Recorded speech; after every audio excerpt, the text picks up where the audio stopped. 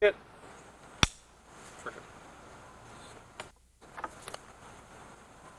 Okay, what were some of the defining moments of Tom's, time in Florida as a stand-up comic? What really made him a character to you, or was an upcoming The comic? thing that made him a character to me is really Tom evolved as a comic and a human being, like all at the same time.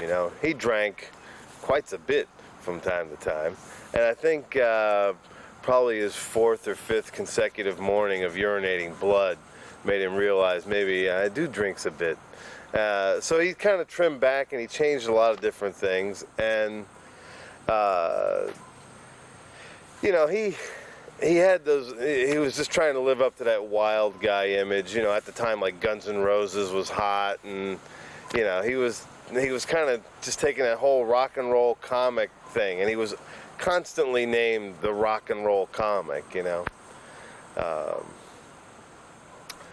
Tom has a dream, and he tends to it on a regular basis, and he sets short-term goals and achieves them. And he wanted to move out to the city. He wanted to be a headlining comic in the city. He got there, and I think the TV show and all that stuff was happenstance. He wasn't out auditioning for TV shows.